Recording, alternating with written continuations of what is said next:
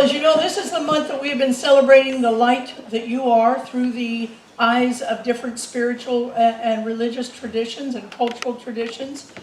We started out with Bodhi Day, which is the enlightenment of the Buddha, and then we moved on to Hanukkah, which actually starts today, but we did it a couple of weeks ago. We looked at the spiritual nourishment of winter solstice last week, which started yesterday actually, and Reverend Peggy and her team, Steve Barlow and Rosa Marie did a beautiful job in a service last night. And today we're at Christmas. Yeah. So one of the things that we have done with this is to bring an altar that Rosemary Mayfield has made for each of the traditions, and we bless that altar as a way of showing respect. Today I am not doing the talk because I'm doing it on Tuesday night about Christmas, and really, how much can you say about Christmas? So I've asked our brother, beloved Reverend Rick, to do the talk today, but I'm going to bless the altar. So those of you who know this prayer, please feel free to join me. Hail Mary, full of grace, our Lord is with thee. Blessed art thou among women, and blessed is the fruit of thy womb, Jesus. Holy Mary, Mother of God, pray for us now and at the hour of our death. Amen. Reverend Rick. Good morning, everyone. So good to see you. Happy holidays. The proclamation of the season, the expectation of peace on earth and goodwill to all. I think that's good news. The spiritual principle I am dealing with this morning is this, is that we are the light of the world. You are the world's light. You don't light a lamp and put it under a bucket. You always take the light out and place it on the lampstand so that everyone sees the light and it blesses everyone in the house. So let your light shine, because it overcomes the darkness. What a responsibility. You are the world's light. And it's impossible to hide the light. The light always moves the darkness. In the middle of the conflict and the confusion, the violence, the apathy, the tragedy, there is peace. The question is, how? For anything to come out of us, it must come from within us, right? It must come from within. So we're going to need inner peace before we are going to experience peace on earth. We're in the season of light, and this is the fourth Sunday in Advent. Fourth Sunday of Advent, the theme is joy, but that's not what I'm talking about. It's the season of expectation, of anticipation. See, something is about to happen. Don't you love the excitement? Don't you love the energy? I drove by the mall on Friday, and everybody was being so congenial. Everyone was being so nice. People were merging easily. And I think I saw a few of you on the street too. But you know, there's really a lot of aggressive drivers out there right now, right? There's impatience, and there is this look of panic. But I think this is the season where you could believe almost the impossible. Because guess what? It just might be possible. Light is a symbol of wisdom. It is spiritual. It is a transcendent experience for us. It is the realization when we are at one consciousness with our inner being. Light always precedes consciousness. If you type think into your phone, a light bulb will come up if you have the right phone. Because I don't know anything about the other one. But the inner light is this, it radiates from within us. You see, we don't conjure up the light. We don't create the light. The light comes from within us. It was given to us in our incarnation. It is at the center of everyone's being. True life, the God essence, is in each of us. And it's when we know that we know that we know. Sometimes it's just through inspiration and through insight. But the question is, how do we access the light? The spiritual image of light is always against the darkness. The light is the epicenter of the darkness. It is always the light overcoming the dark. So how is your light overcoming the darkness in the people's lives around you? A story of anticipation. Elizabeth is the wife of Zechariah. Zechariah is a priest. She is barren. She is old. And her husband is old. That's what the story says. And they want a child. It is an impossible situation. Biblical stories about barrenness always indicate unfruitfulness. It is potential without manifestation. Potential without manifestation. Do you have any potential in your life that has not manifested? See, it's an impossible situation where you need spiritual intervention for it to work on what you believe. Because we only experience what we believe. Situations in our life, they appear impossible. We have prayed. We have affirmed. We have asked for prayer. We believe hard, although I don't know what that is. We've done the right thing. Yet, there is no manifestation. We've done the right stuff, yet there is no manifestation. See, manifestation always follows the belief. So how do we move from potential to manifestation? Mary, mother of Jesus, is trying to understand her situation. And an angel appears. Now, if you're uncomfortable with the idea of angels, just believe that she got a text or an email. Whatever. But the point is this. Maybe she was just inspired. Do you know sometimes when you just get inspired, where you just know? Maybe she was just inspired. But the story says it is an angel. And the angel says, you should go see Elizabeth. Now, Elizabeth is stressed. Elizabeth is in her 6 months of pregnancy, and the baby is not moving. There is no kick.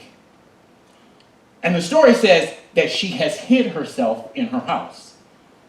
Now, I am sure the reason why she hid herself in her house is for all of you people that always ask, well, what are you going to do now? Before it manifests, and you talked about the potential, and it has not manifested, and there's always somebody around to go, well, what are you going to do now? Have you been there? Have you believed? Have you started? But it's not moving. But you got to understand why. Have you ever waited for a manifestation? Are you waiting now? Elizabeth was waiting, and she was 6 months pregnant. She knew it was about to manifest, but it wasn't moving. Mary enters, the baby kicks, and Elizabeth understands that possibility is still there. But the most important message from the angel is this. Mary asked the angel, so how can these things be? And the angel says, there is nothing that is impossible with God.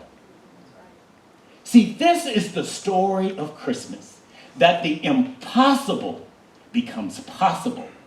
So don't you give up yet if you have that potential that has not manifested. Maybe you're pregnant. Be interesting for the guys. But with God, all things are possible. Okay? See, sometimes I need to know something is impossible for me to do, because then I remember the power. We often misquote this. There is a power for good in the universe greater than we are, and we can use it. Sometimes I need to see in the possibility that there is this power that is bigger than me. Now, maybe a 2,000-year-old story just doesn't work for you. So I'll give you a recent one. It's 2015. Dylan Roof is a 24-year-old white man who goes to a Wednesday night Bible class. And he kills 9 people. Merry Christmas. This is at Mother Emanuel. This place is very significant, okay? Charleston, South Carolina is the place where all of the slaves arrived. More than 50% of all slaves that arrived in America arrived in Charleston. South Carolina was the first state to secede from the Union before the Civil War. And Mother Emanuel is an AME church, African Methodist Episcopal Church. The African Methodist Episcopal Church emerged from within the Methodist Episcopal Church, what we currently now call United Methodists. And although African Americans attended church, they eventually got frustrated about how they were treated, and they decided to start their own association. But consider the timeline. Mother Emanuel was built in 1817. It is the first African American church south of Maryland. The Emancipation was not signed until 1863. Mother Emanuel started before emancipation, in the middle of slave trade.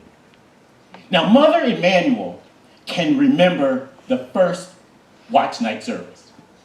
If any of you have been around typically African American churches, on New Year's Eve, there's a service called the watch night service. And currently, right now, we talk about we watch the year go out and the year come in, and we're just thankful.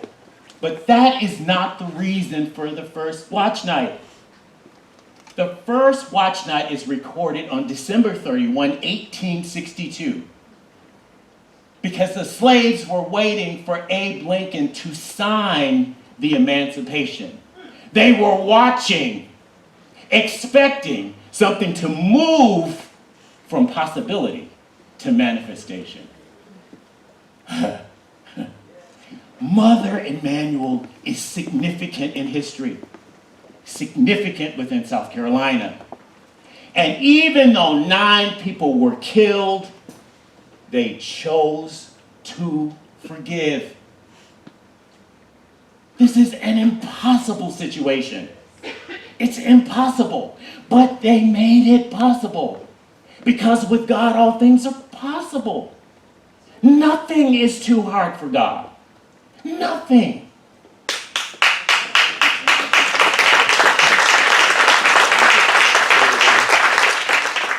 They forgave.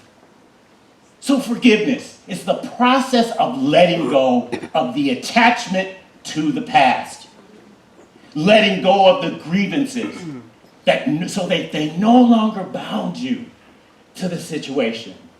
It frees us to experience happiness and peace that we need before there is going to be peace on earth. Forgiveness, to set free, to release, to let go, and to let go of the payback. See, it doesn't mean that we condone the behavior or actions of the person that offended us. But our focus is on the internal part of us who have been offended. It is on our response that we focus. It's a willingness to access and know that the most important thing in life is peace of mind. If you want peace on earth, you are going to have peace of mind. It is a recognition that when we forgive others, we make room for inner peace that must precede peace on earth.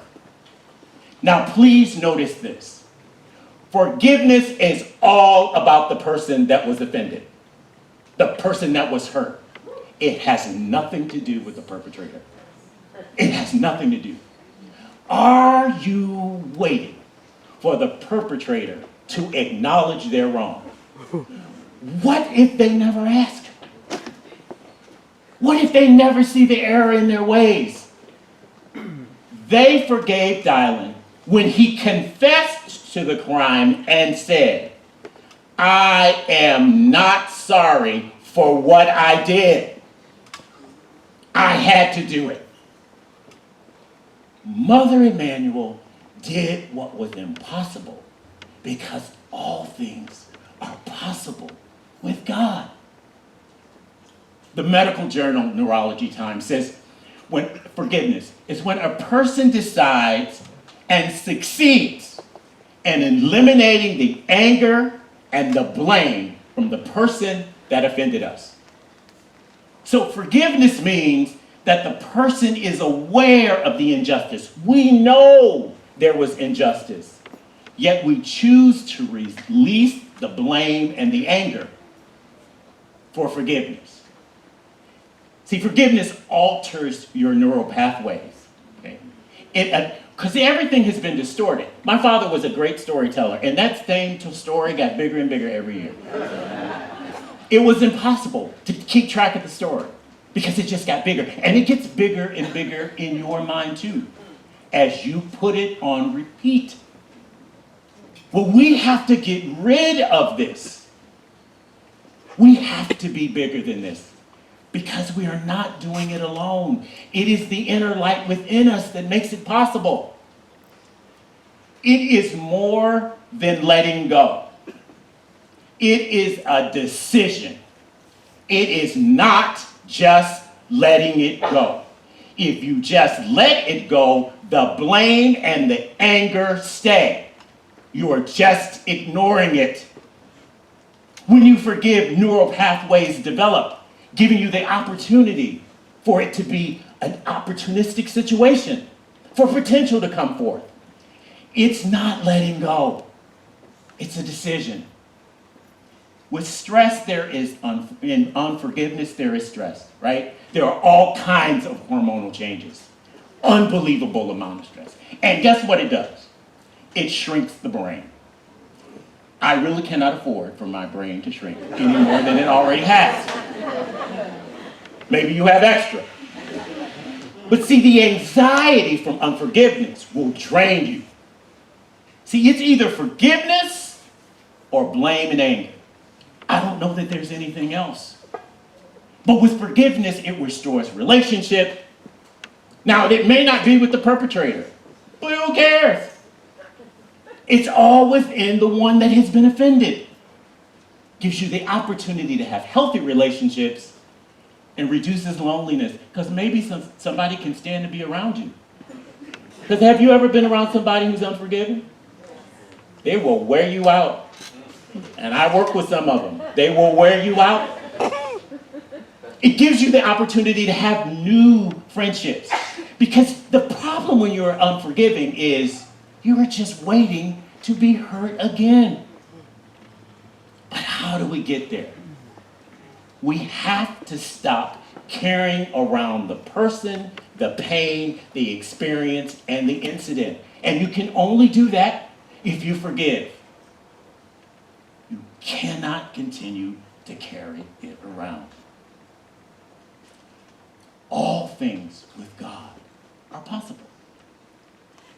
So if what you are believing for has not manifested, maybe you should check if there's unforgiveness in your heart.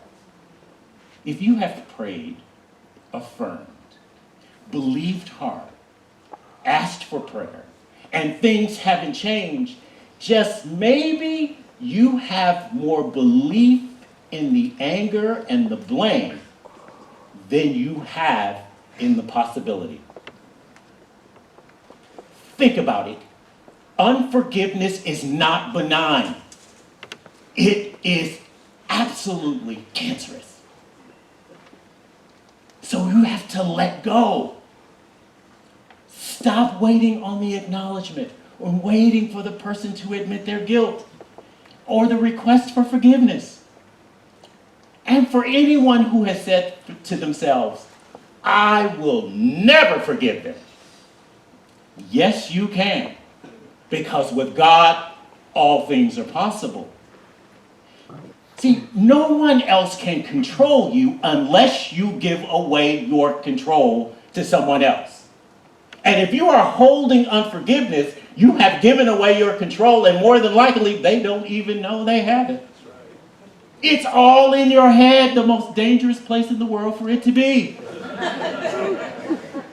So if you are not free, you are in control of your freedom. Anyone in life, dead or living, that you still have blame and anger against, I implore you to forgive. If the people from Mother Emanuel can forgive the history of slavery, discrimination, murder of family and friends, can't we forgive? Not forgiving is holding on. Think about it. Have a bunch of headaches that you can't explain, conflict that you can't figure out, chronic pain. Prayers just seem like they just go nowhere. Maybe there is still resentment. Maybe our belief is stronger in the pain than in the possibility. Where is your focus? Where is our anger? Where is the fear? So it's time to shine some light on it. You have to shine some light on it. The light is still there. It will empower you to make it possible. This is how we get peace on earth. It has to start from within us. See, I believe as we learn to forgive the past, the light will shine. See, it's easy to hide unforgiveness. You can hold it in, and how it comes out, it may not be obvious to everyone else. But you know if you're holding it, it will hinder the light because we are focused on the wrong thing. Right here, before you leave, before you encounter your family and friends on the holiday, or even if you have encountered them, choose to forgive. Just take my word for it. What you're doing now ain't working. Let's try something else. Maybe the baby will kick. Maybe you can manifest. It's all about the decision. Unforgiveness may be holding you back from your blessing, but it is your belief that has prevented it from manifest. When we have stronger belief in the anger and the pain, we hold back the blessing that we say we want. So now that I have stirred you up and dug up all your business, and you have all those flashes of those people, because I know it happens, because it happens to me when I write it. See, now you know what you're holding on to. I have dug it up for you. And I give you the opportunity to say with me, right here and right now, I decide to take my power back. And I will forgive. How are you going to do it? With God, all things are possible. The blessing in life is more about transformation. We talk about power to get things all the time. But what about the belief for the personal transformation? The personal transformation, which is the thing that we're here to do, right? It's not things. It's the personal transformation. This is where we believe and take our power back. It doesn't make any difference to me if the problem is family, friends, politicians, in-laws, misunderstandings, and sometimes ourselves. For what is impossible for us individually is possible with God. And you can have the power to forgive. So I will leave you with a few words from the Clark sisters. Now, I grew up in Detroit, so I grew up around it. But they have some lyrics that I think should give us comfort that this is what the inner light within you can do. It will allow you to expect the impossible, to feel the intangible, and to see the invisible. Yes, you can forgive.